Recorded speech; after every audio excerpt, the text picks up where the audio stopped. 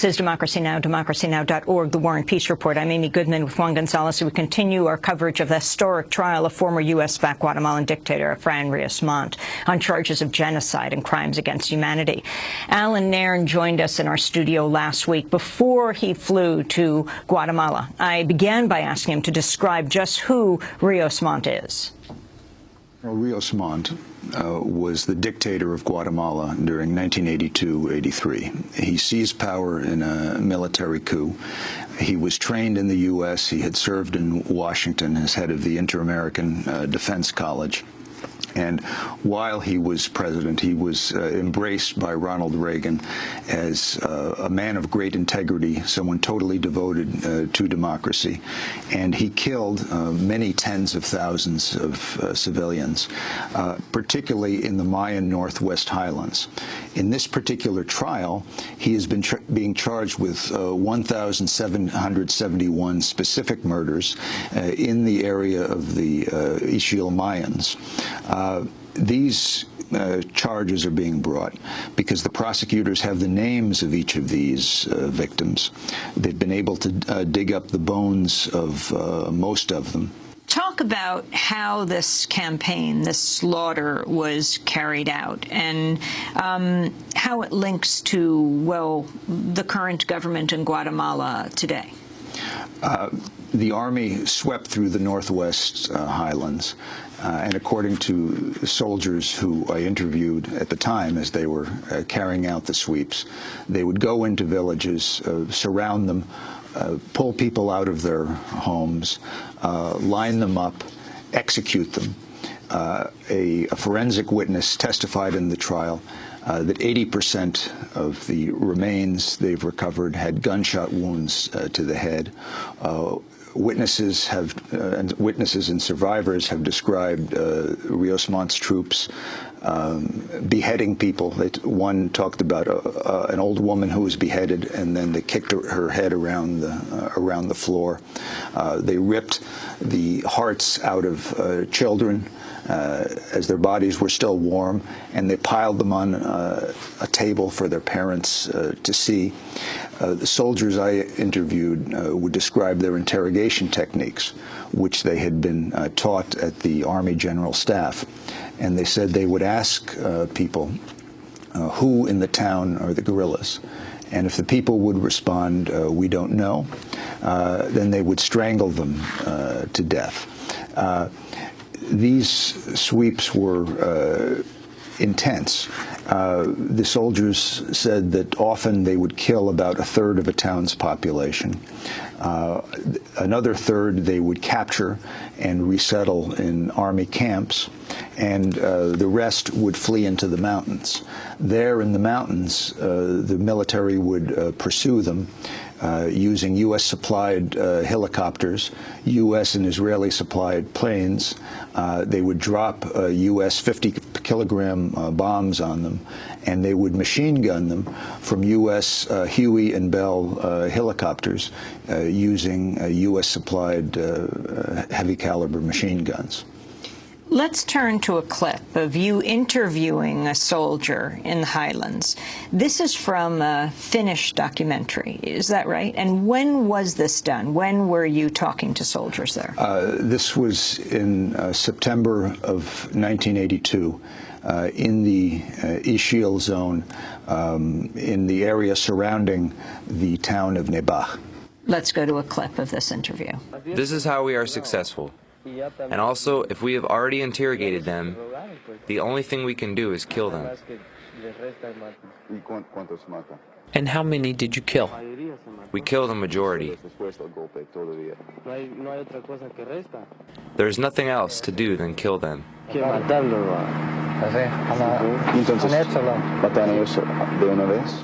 So you killed them at once? Yes, if they do not want to do the right things, there is nothing more to do than bomb the houses. Bomb? With what? Well, with grenades or collective bombs. What is a collective bomb? They're like cannons.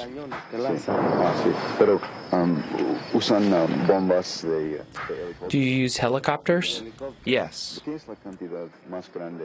What is the largest amount of people you have killed at once? Well, really, in Salala, around 500 people. And how do they react when you arrive?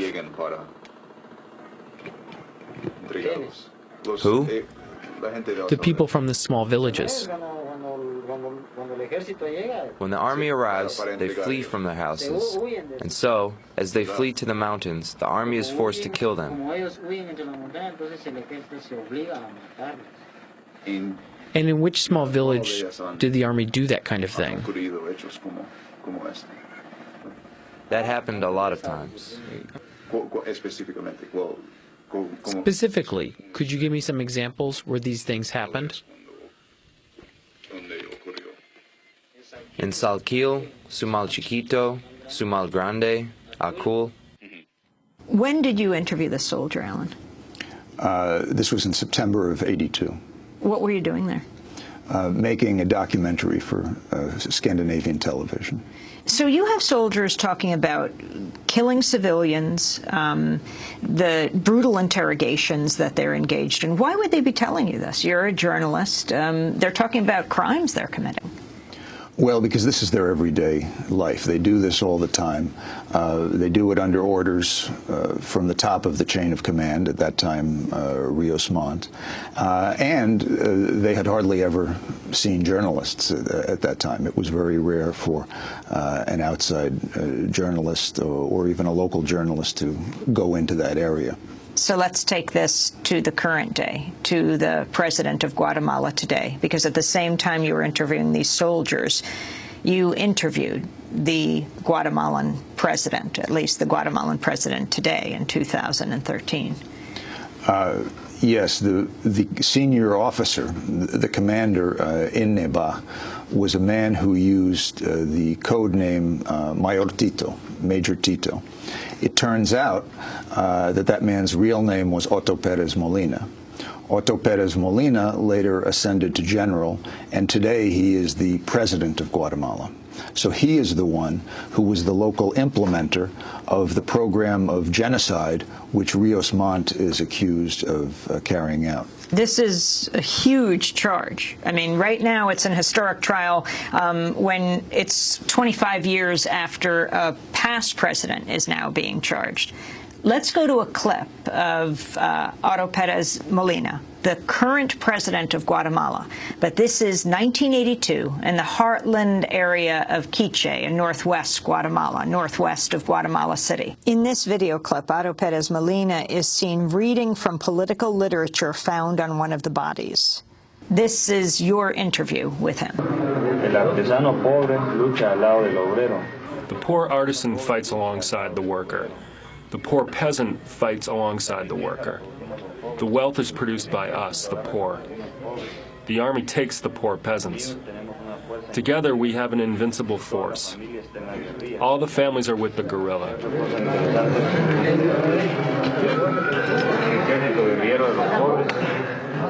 The guerrilla army of the poor, toward final victory, forever.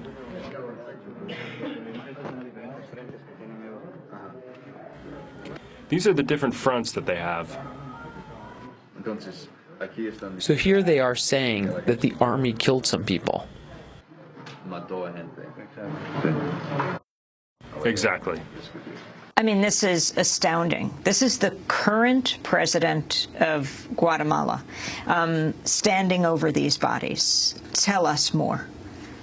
Well, as one of the soldiers says in the sound in the background, the Perez Molina interrogated these men, and soon after they were dead.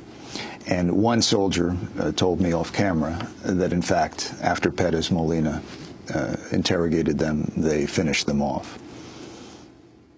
This man, Perez Molina, the president, actually was going by a code name at the time. When was it clear that this is Perez Molina, that we have a very clear shot of him? For a long time, Perez Molina was trying to obscure his past and apparently hide the fact that he played this role in a supervisory position during the Highland Massacres. During the Guatemalan presidential campaign, which Perez Molina eventually won about 2 years ago, I got calls while I was in Asia from the Guatemalan press and from the Wall Street Journal asking whether I could vouch for the fact that Mayor Tito, the man in the video who I encountered in the Northwest Highlands in the midst of the massacres, whether I could vouch for the fact that Mayor Tito was, in fact, General Otto Perez Molina, the presidential candidate.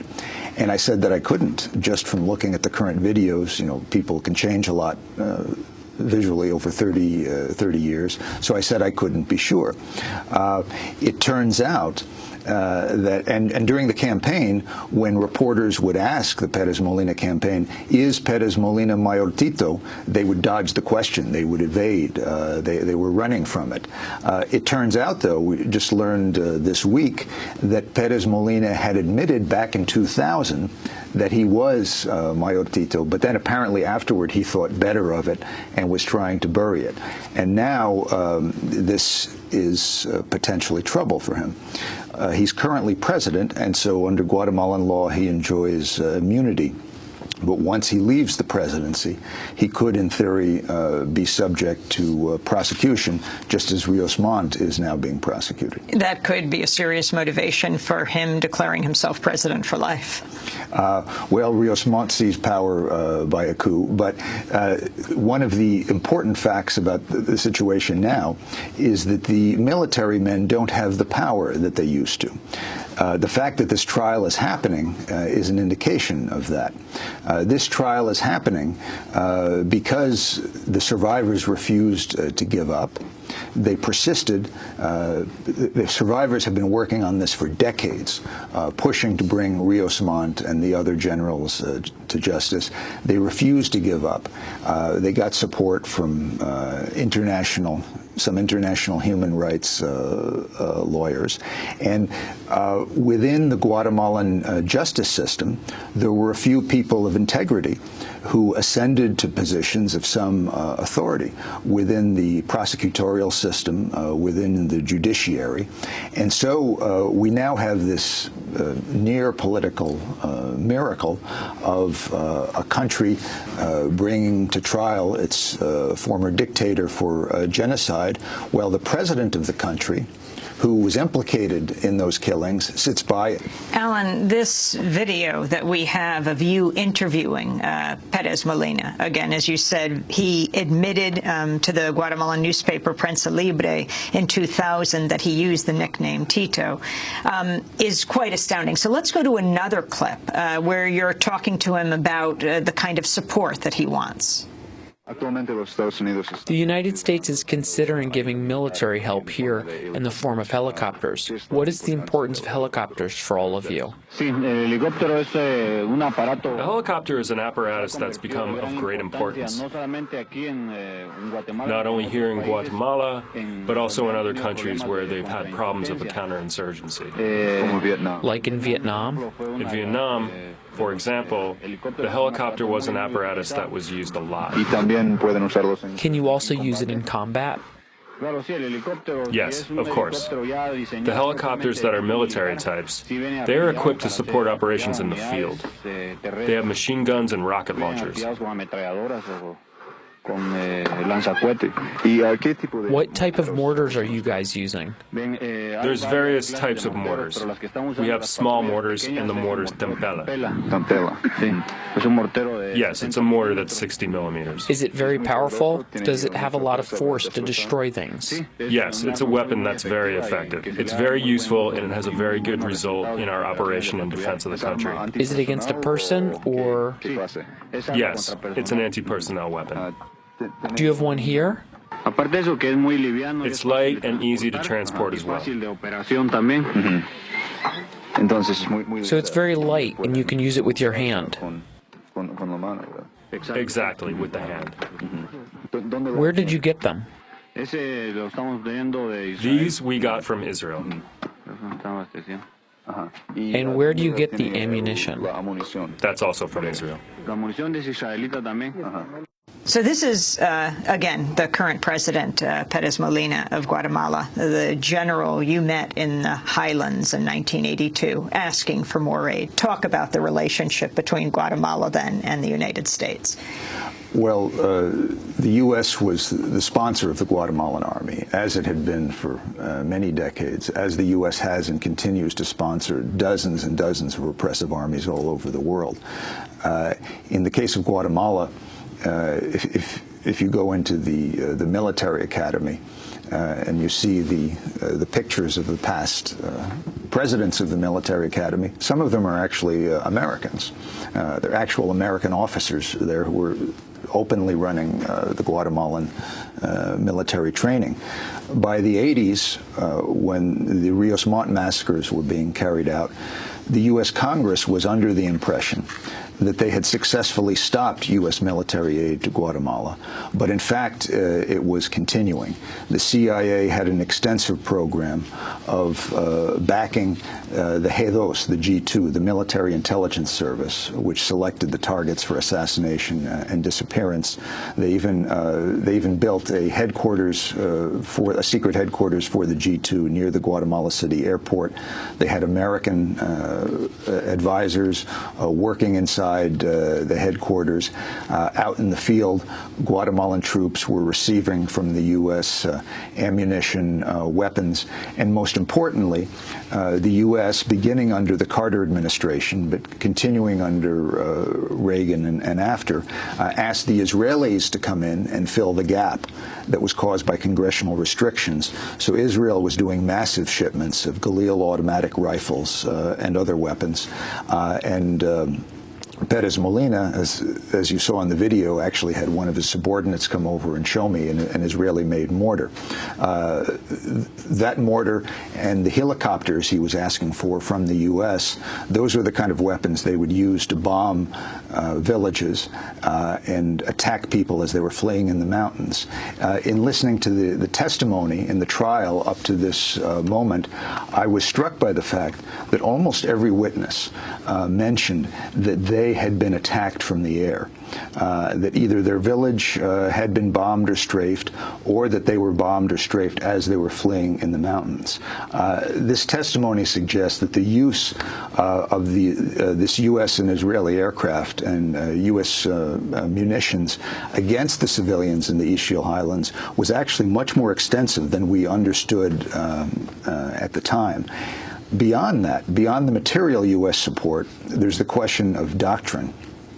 Yesterday in the trial, the Rios Montt defense called forward a general, a former commander of the G2, as an expert witness on the defense side. And at the end of his testimony, the prosecution read to this general an excerpt from a Guatemalan military training document.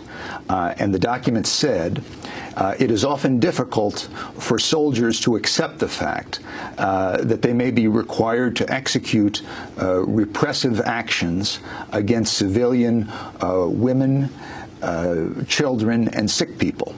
But with proper training, they can be made to do so. So the prosecutor asked the Rios Montt general, well, General, what is your response to this document? And the general responded by saying, well, that training document which we use is an almost literal translation of a U.S. Training document. So this doctrine of killing civilians, even down to women, children, and sick people, was, as the general testified, adopted from the U.S.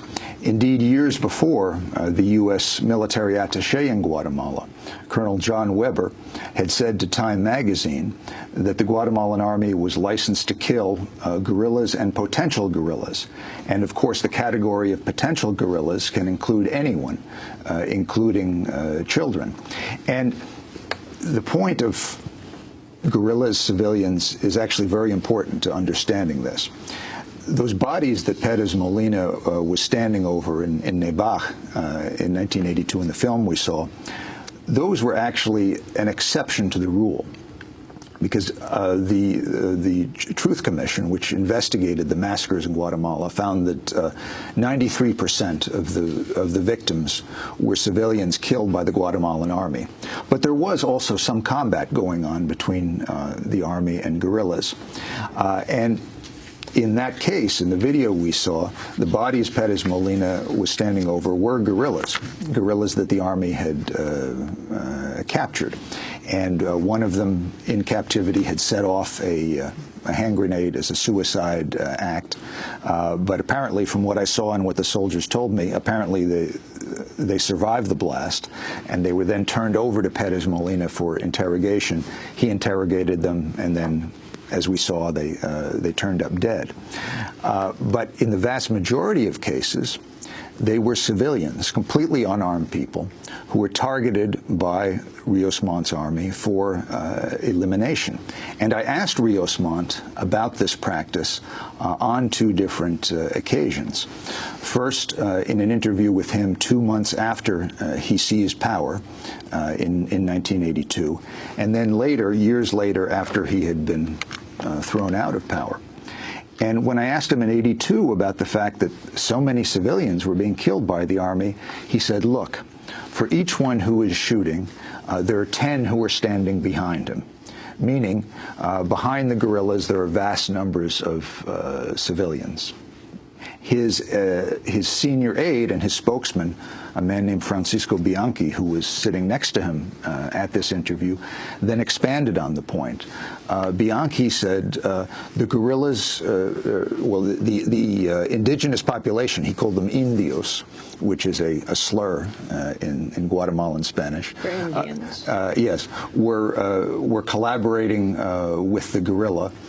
Therefore, it was necessary to kill Indians. And people would say, Bianchi continued, oh, you're massacring all these innocent Indians, innocent indios, in his words. But Bianchi then said, but no, they are not innocent, because they had sold out to subversion. So this is the doctrine of killing civilians, and particularly Mayans, because the army saw them collectively as a group. They didn't view them as individuals, but they saw them collectively as a group, as sold out to subversion. And this was a doctrine that the U.S. supported. Journalist Allan Nairn, the interview we did was recorded last week just before he left for Guatemala to testify in the trial against the Guatemalan dictator Efrain Rios Montt. But at the last minute, his testimony was canceled. Late yesterday, the trial was canceled. We'll continue with the interview in a minute.